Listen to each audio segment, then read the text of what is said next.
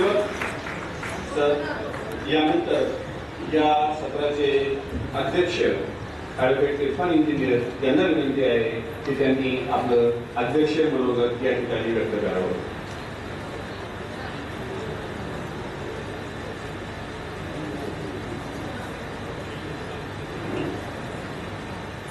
साथियों,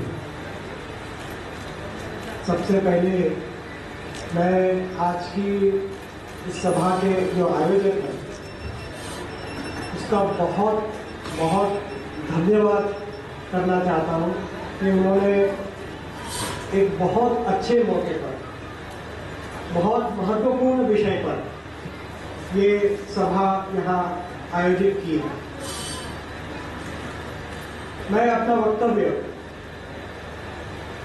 एक गजल पढ़ के शुरुआत उसकी करना चाहता हूँ. ये गजल राहत इंदौरी की है, उन्होंने लिखी है. मैं जो आपके सामने पेश करना चाहता हूँ और उसके बाद अगर खिलाफ है होने दो, जान थोड़ी है. अगर खिलाफ है होने दो, जान थोड़ी है. ये सब धुआं है, आसमान थोड़ी है.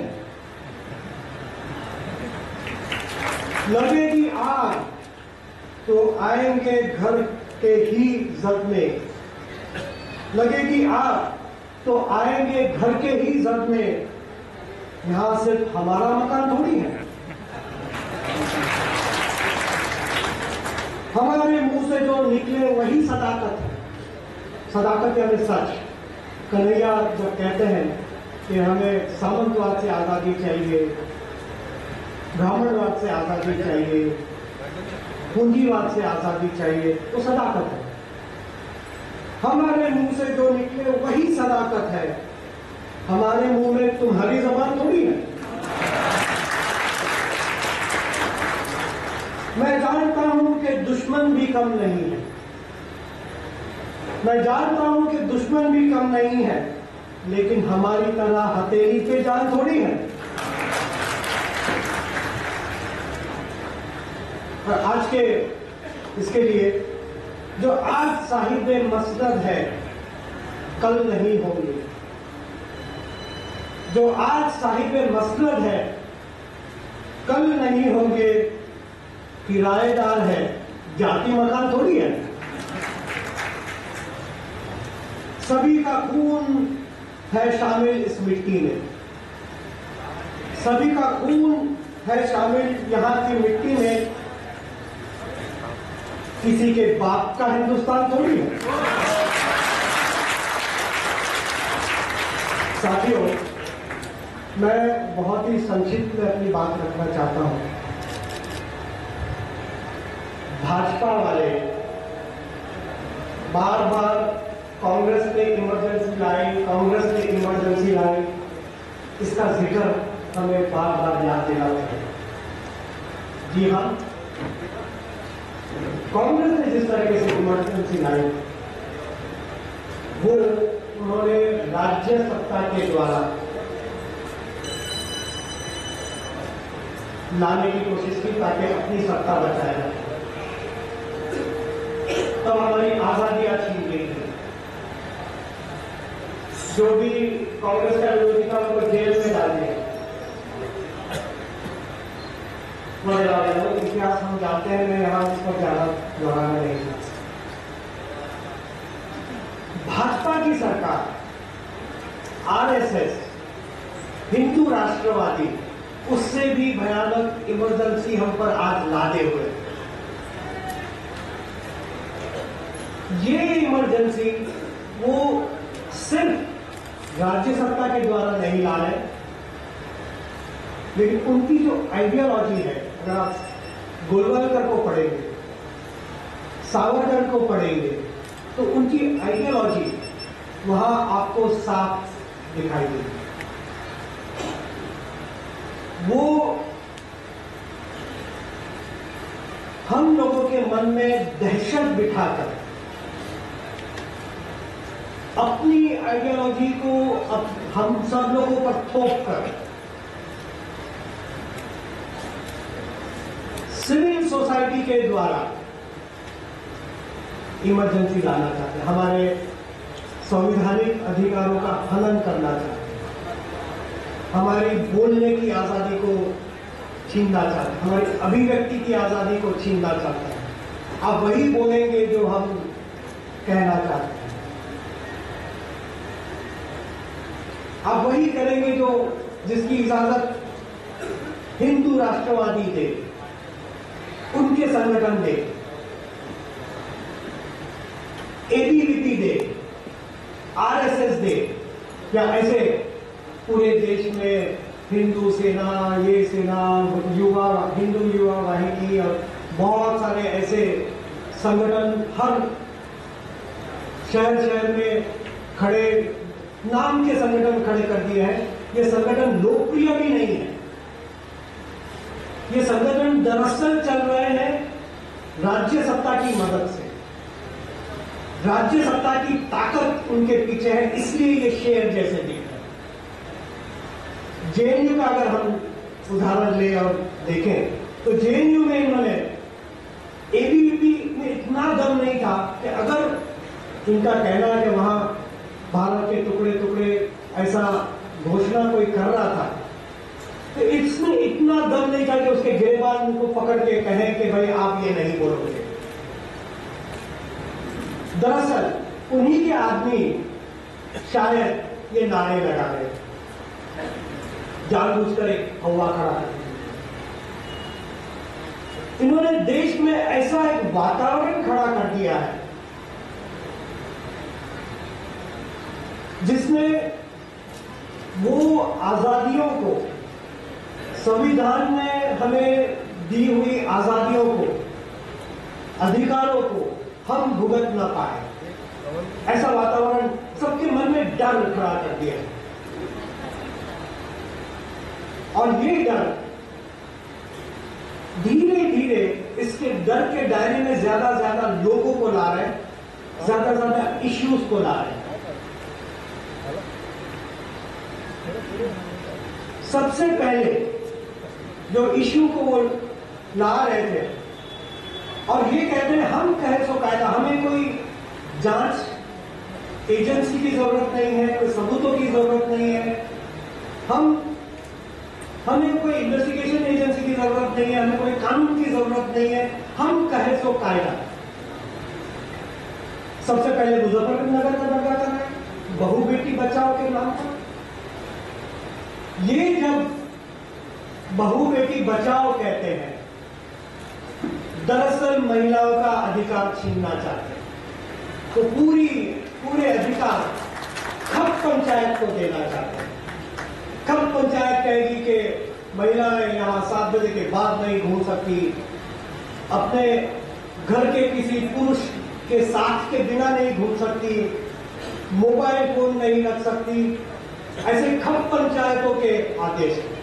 ये जब बहू बेटी बचाओ कहते हैं तो इनका मतलब है कि वो बहू बेटियां खप पंचायतों के, सामंती कल्चर के, पुरुष अधिकार के कब्जे में जाए और वहां उनकी आजादियों का घुटन किया जाए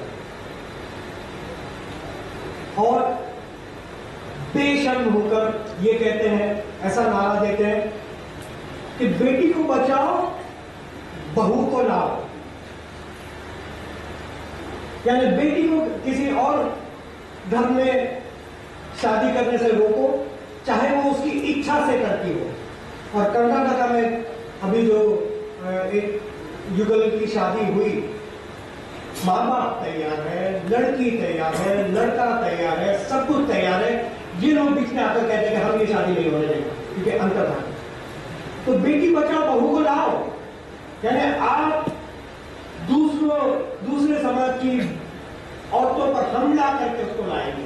ऐसा ही मैसेज जाओ कि बेटी बचाओ बहू लाओ।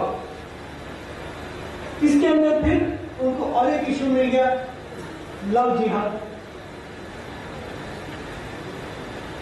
लव जिहाद से फिर घर वापसी कि हम जबरदस्ती धर्मांतरण करेंगे और हिंदू धर्म में लाएंगे जो भी दूसरे धर्म के लोग हैं।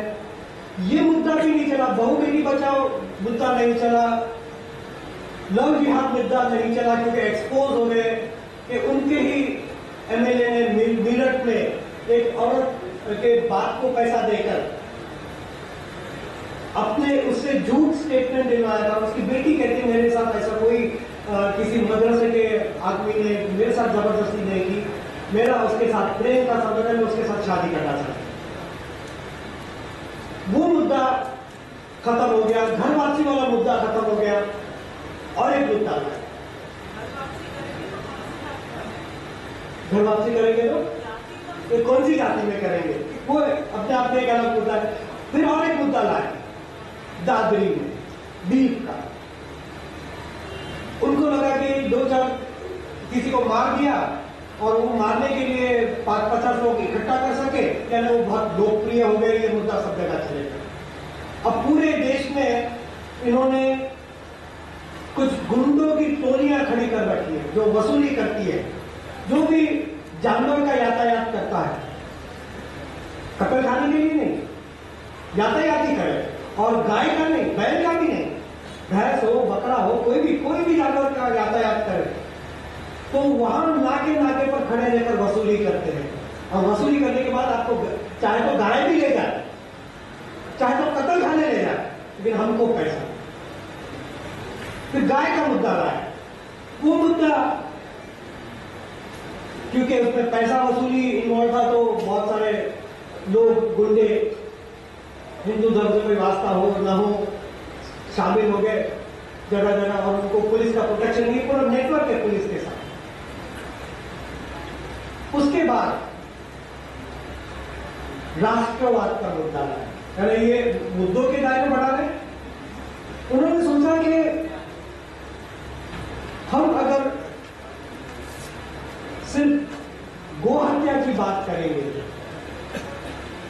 तो बहुत सारे सेक्युलर लोग इसके अंदर छूटे जाते हैं। हिंदू जो हमारे साथ एग्री नहीं है, जो हमारे साथ नहीं है, जो सेक्युलर है, वो छूटते जा रहे हैं। तो उनको फिर लाने के लिए उनकी मुराद उन हिंदुओं से थी जो एक तो सेक्युलर है, लेफ्टिस्ट है, अंबेडकरवादी है, लोहियावादी है, कि इनके साथ इत्तेफाक नहीं रखते। उनको फिर उस दायरे में लाने के लिए राष्ट्रवाद का मुद्दा उछाला है। ये मुद्दा भी एक बबल की तरह फटने वाला है, फट गया है। आज की सभा में जो गर्दी है, ये इसका एक सबूत है कि इस देश में वो राष्ट्रवाद का मुद्दा भी नहीं है। उन्होंने कहा कन्हैया राष्ट्रद्रोही है, मुकदमा लगा दिया, लेकिन कन्हैया जहां जहां जाते हैं वहां ये गर्दी होती है, यानी देश के लोगों ने उसको रिजेक्ट कर दिया। तो ये राष्ट्रवाद, जिस तरीके का राष्ट्रवाद आपको चाहिए वो नहीं चलेगा। राष्ट्र आजकल वो अम्बेडकर को हथियाना चाहते हैं क्योंकि दलितों के वोट चाहिए उनको, इसलिए अम्बेडकर को हथियाना चाहते हैं उसकी।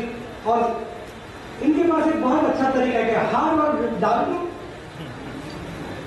उनके स्टैचू को हार वार पहना दो, क्रेडिट ले लो, वोट मांग लो। गांधी से ऐसा किया। इनके पास अपने आइकॉन तो है ही नहीं, क्योंकि असल राष्ट्रद्रोही करुण इनका अंग्रेज समय में, कॉलोनियल पीरियड में ये हमेशा अंग्रेज का साथ देते रहे। ऐसा नहीं कि आजादी की लड़ाई में नहीं लड़े, वो स्वतंत्रता आंदोलन का विरोध करते रहे। आप सावरकर के स्टेटमेंट्स को तब पढ़ लीजिए, वो ये नहीं कहते कि हम शामिल नहीं होना चाहते, शामिल नहीं होना चाहते एक बात है, वो देश की जनता को कॉल कर रहे थे कि आप इस आजादी के आंदोलन से बचिए। तो उनके पास अपने आइकॉन नहीं है, दूसरों के चुरा रहे हैं, और उनको चुराकर उनकी जो असल कंट्रीब्यूशन है, कि असल आइडियोलॉजी, उसको खत्म करें, उसको खत्म करने के लिए उसका क्या है। भाई साहब, आप अम्बेडकर को ले रहे हैं, खतरे से खाली नहीं है। अम्बेडकर का बात कर रहा है, क्योंकि अम्बेडकर समतावादी थे और इनका कहना है कि समता ये विदेशी मूल्य है, भारत का मूल्य नहीं है।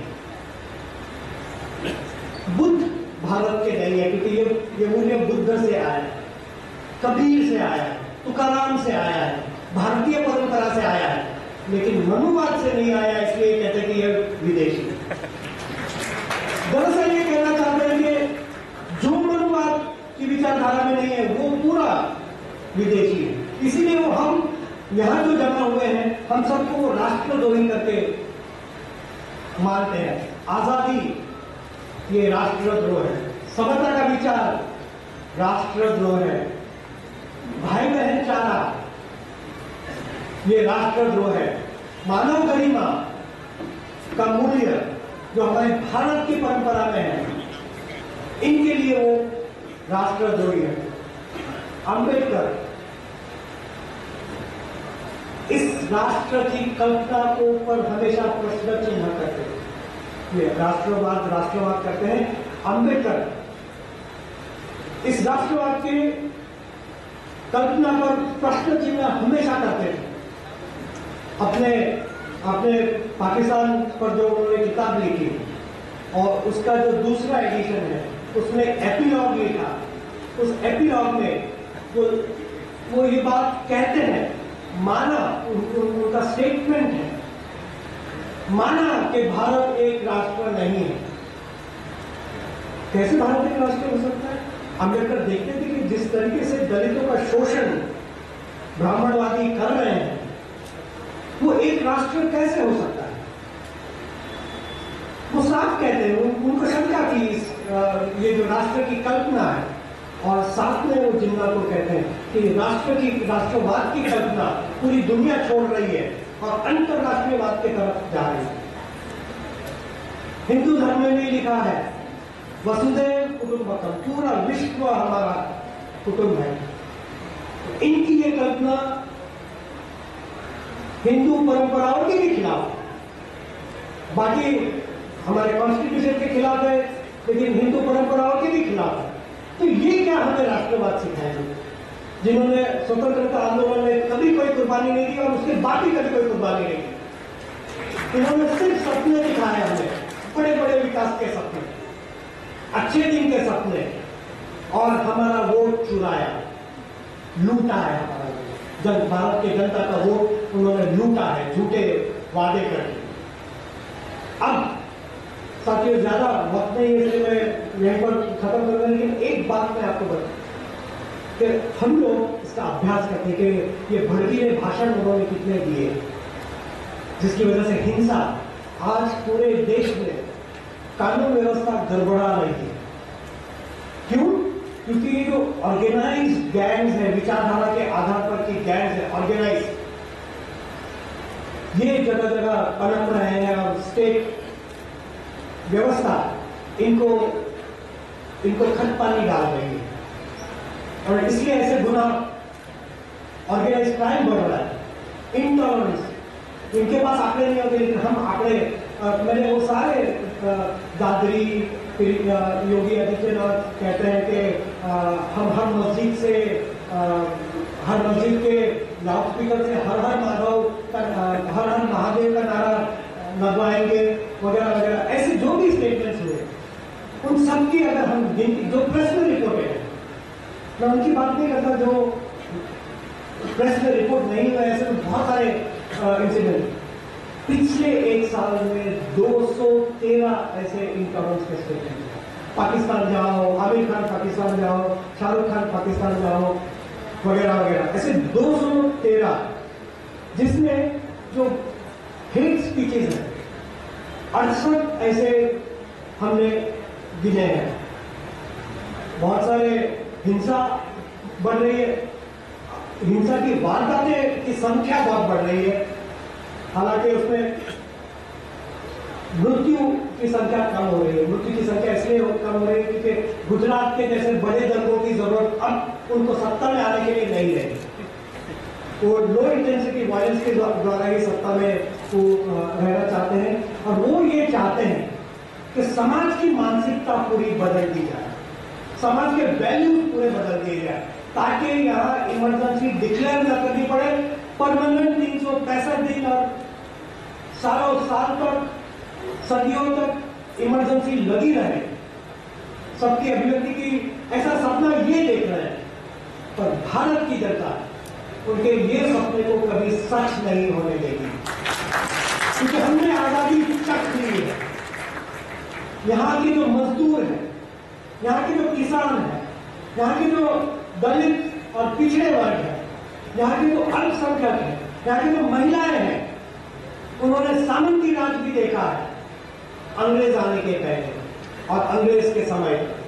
आज भी सामंती अवशेष बाकी है, जिससे हम सब लोग आजादी मांग रहे हैं और हमने आजादी भी चखी है। इसलिए हम सर झुकाने वाले नहीं हैं, इसके खिलाफ लड़ने वाले हैं। और पूरी भारत की जनता, हमें एक व्यापक एकता बनानी है, संकीर्ण खेमों में, आइडियोलॉजीज में बंटना नहीं है। एक व्यापक आइडियोलॉजी बनाकर एक स्वतंत्रता को, कॉन्स्टिट्यूशन के जो प्रियम्बल है, उसका जो आमुख है, उस आमुख के जो मूल्य है, उसको एक आंदोलन बनाकर हम सबको एक साथ आकर लड़ना है। और इनको हराने के लिए बहुत ज्यादा ताकत नहीं लगेगी, खाली हमारी एकता लगेगी। धन्यवाद।